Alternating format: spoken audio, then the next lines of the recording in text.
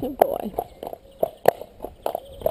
Well, he's nice and relaxed at the moment. At the end of this road, there was an incident with a small barking terrier behind a hedge that when we rode past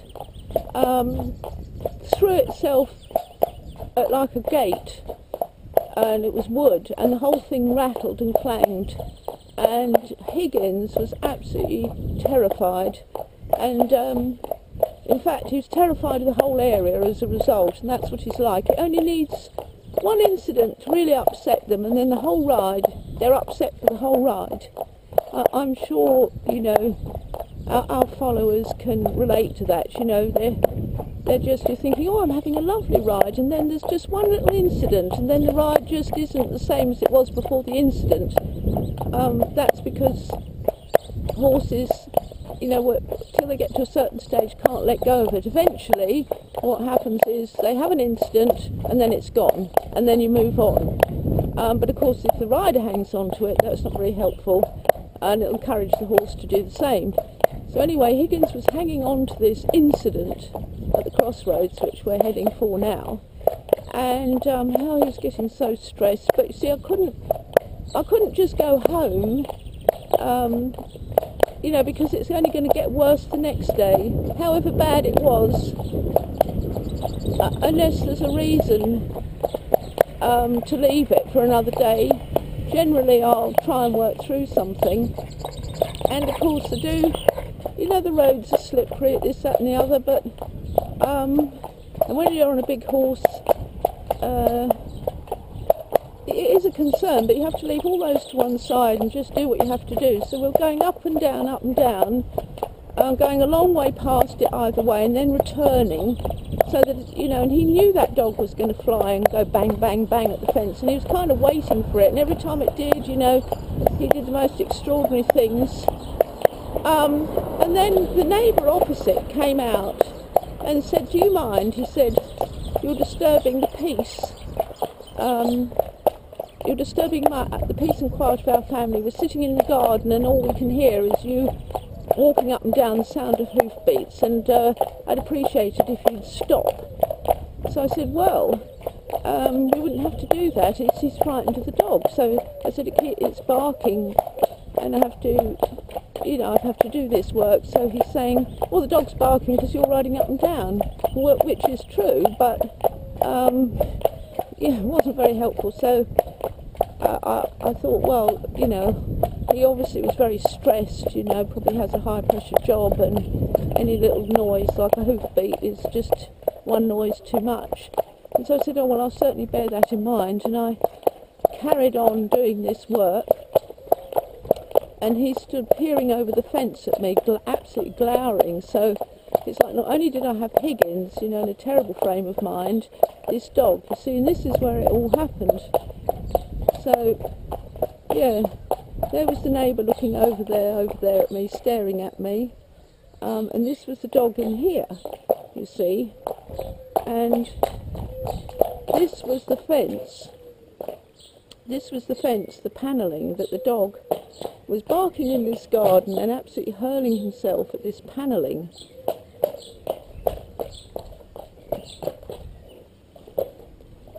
Good boy. There, so what we're going to do, I haven't done this before, I'm actually going to ride him through here, so I feel it'll be good for him. Good boy.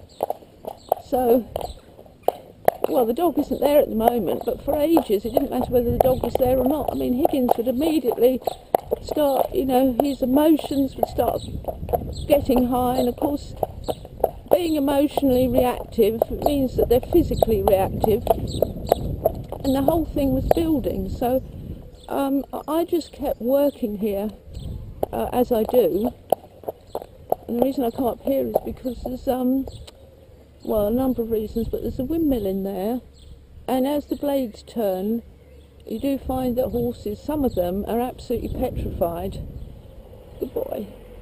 And as soon as they've got their back to them, you know, they want to be gone. Yeah, and so they have to get used to that as well. But Higgins doesn't mind that. So I'd come around here, and we'd be, you know, so the dog would be behind that hedge, And Higgins wouldn't be like this. He'd be just like, oh my God, oh my God, oh my God. And so we'd be trotting, and he'd know that this dog was to be barking now, and then just as we got to here, the dog would throw itself at the fence, and poor Higgins, he'd be over the other side of the road, but luckily it was a bank holiday, so there wasn't a lot of traffic. But I don't suppose they'd agree to us doing this, but since the dog gave me so much hassle, I think it's payback time. Right, because they never called their dog, they never asked the dog to stop, they just let it carry on, which in a way was good, because he has to learn to work through it. Now, I'm just going to have a little trot round here, because Higgins is so athletic, all his legs should pick up, and this is what Lucky finds so difficult, because you know, he's sort of, his legs don't lift up properly. Right, come on then, let's have a little trot. So do I have to? Yes, just so beautiful. Everything's just so loose and lovely. And now that he's not so worried, good boy. Very good. Right, I'm walking on. Now we'll set off for home. Now Higgins is absolutely brilliant at walking down here now. He picks his way down like an old pro. Not necessarily a straight pro, but I'm having to straighten him, but unless I'm really not on his case with his neck. It's curling in, but whoops, he's just lost a balance there and just speeding up. And back he comes again. There, good boy. So yesterday, after the forest, I came back through the bridle path, the one that worries our friend Jupiter so much. No, it doesn't worry Higgins, or really any of the other horses to the degree it worries Jupiter. But what they've done, annoyingly, is they've put two big gates when you first go in, and then, you know, several yards down. And we've been here for nearly 20 years, and that's the first time gates have gone up, but you know, that's what it's like. You know, people like to define their boundaries, so we have to live with that. But the difficulty is, especially with the second gate, when you're coming back, is the opening is such that you can't actually open it, and you pull it towards you going downhill, and Higgins was getting really stressed by this gate. And although he does gates, he's not established, and you'd have to be like a gate expert to manage this gate. That isn't Higgins.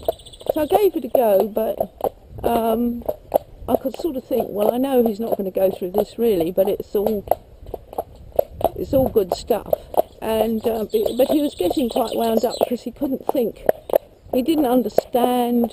He just didn't understand, and that makes horses wound up.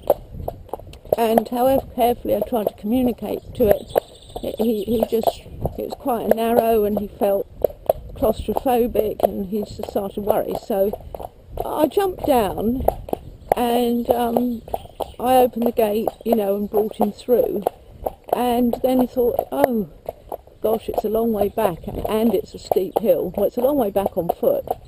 I thought, oh dear, I'm going to have to get on him. Now Higgins is, as I say, he's a big horse to get on, and I can't believe that I just got up on him. I just got on him, and I haven't actually mounted a big horse like this from the ground for quite a few years, you know, not one as big as this, but whether necessity lent kind of strength to my legs, or I don't know, but yeah, I got on with really virtually no trouble at all. And the reason I'm saying that is because that's great, because if I couldn't get on, I probably wouldn't be able to come back that way at all. And it is good for horses to stand.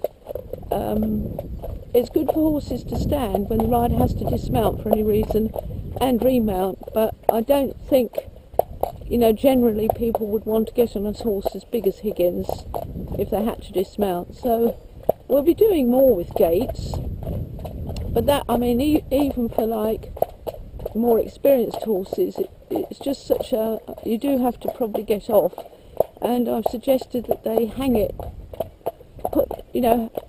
rehang it, so the hinge is where you currently go through, and they put a proper opening bit where the hinge is, so otherwise we just really can't use it. It's very frustrating. Yeah, so that was all good stuff yesterday. Now, look at Mr. Higgins just plodding home. Now, if only Jolly Jupiter would do this. But because of the way Jupiter was previously ridden, I don't know that he'll ever be this relaxed going home. But this is something that, nobody's actually perverted Higgins in this way, and so that's why he's able to plod home. So that's really, really good. This is such a plus. Yeah, it's such a plus. And I wasn't always so relaxed, but this is how, I'm letting him just plod. I don't care that he's not walking up, because I just really want him to relax. And I do my bits, all the way up here, or I did do, and I still do, and I say, whoa, whoa, and walk on. And I make sure that my legs around him, that's really key, because when you put your legs around Higgins, he just thought you must trot off. So he was too forward to the leg, and he was kind of running from it. So yes, I make sure my legs are on, and that I actually squeeze them together when I ask him to whoa, and I'll do it once more. And whoa, so I'm squeezing and whoa. And then I'm letting go of the reins. And walking on. Good boy. And I still have my leg on, and he's not shooting forward. So we've made huge progress in that direction, and it may seem very simple, but I know that the vast majority of horses would struggle to do that very simple exercise. I just want to say one more thing while it's in my mind. I've talked about it before, I think with Jupiter, where I stop like that and then I ask him to go forward.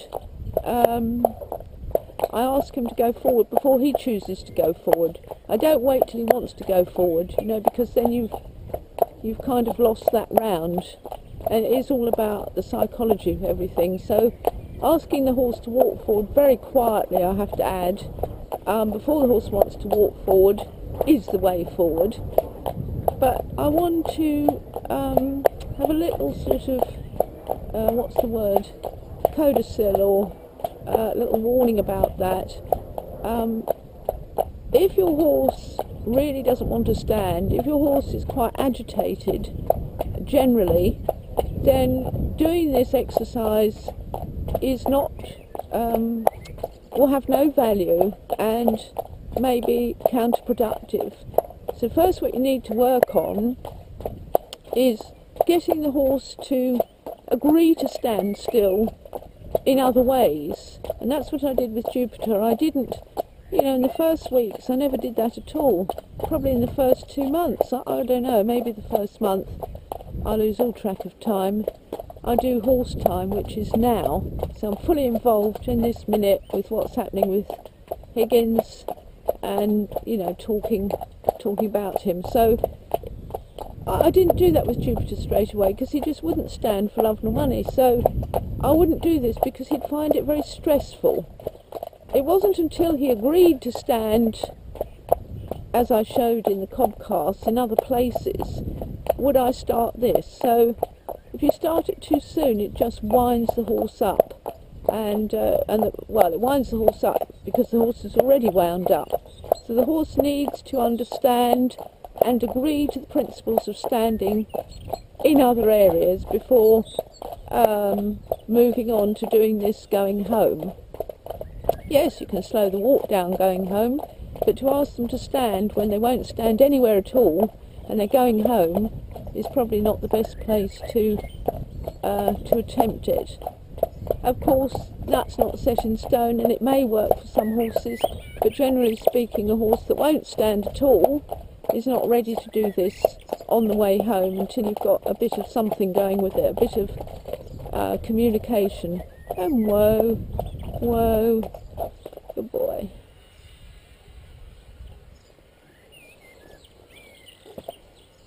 And walking on, good boy. And the other thing is, you will find that when you ask them to stand, they don't stand absolutely straight.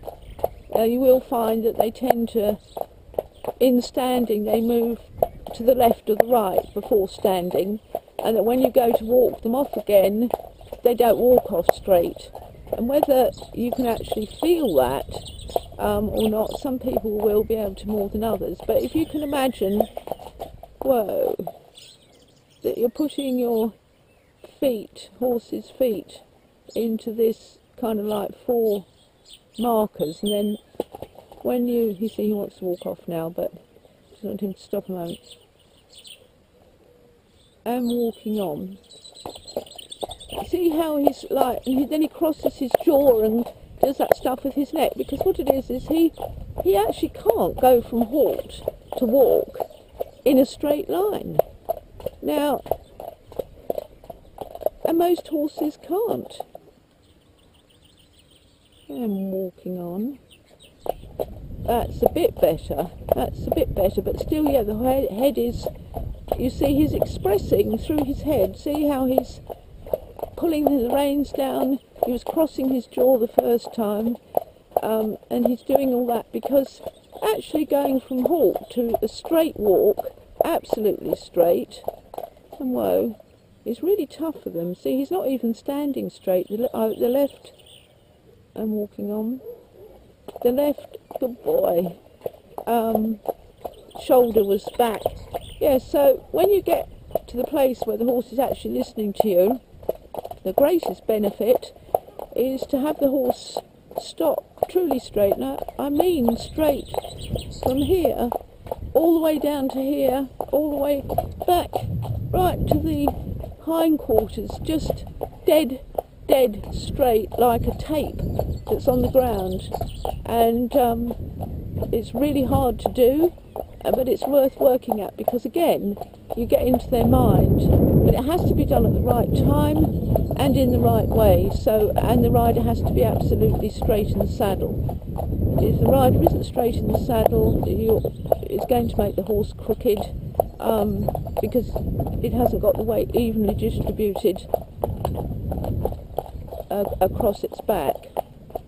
Right, and whoa, boy, that's a nice halt. And walking on. Good, that was very nice. Well, it's probably the best he can do at the moment, but when he goes for his dressage tests, he'll have to be a little better, but we all have to start somewhere. Well, overall, I think this gives a good, yes, it really helps to see where Higgins has got to in the months since he's been here. He's a good boy. He said all that is so tiring. Let me stretch. And of course, if he wants to put his head right down there, he absolutely can. The more he stretches, the better. And see, he's just wandering now. See how he's come over to the right. So when he has complete freedom like that, it's very difficult for him to go in a straight line. Good boy. Yeah, you can have your head. That gets rid of all the tension, doesn't it? Gets rid of all the tension. I'm looking forward to when he goes out like that too.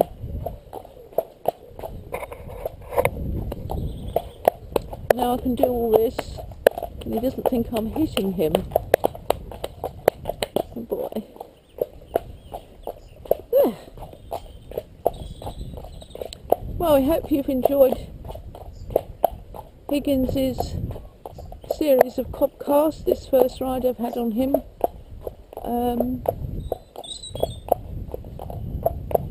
I'm really enjoying working with him. He's a very rewarding horse. He always tries, and he is. Oh, he says, "Oh, do you want me to stop?" See, he's just starting to get to the place where he'll look at the view. I'm walking on because we've got... Who have we got now? We've got Gabs on Lizzie, who I haven't seen Lizzie looking so well. I mean, last year she looked well, but she didn't look this well. Really does look well. I think we'll be taking her to the school on Friday.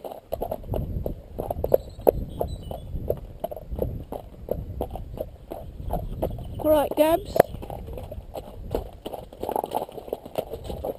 How's Miss Busy Lizzie? She ran away in this week. Ran away? No, I can edit it out. What do you mean? No, she called the car.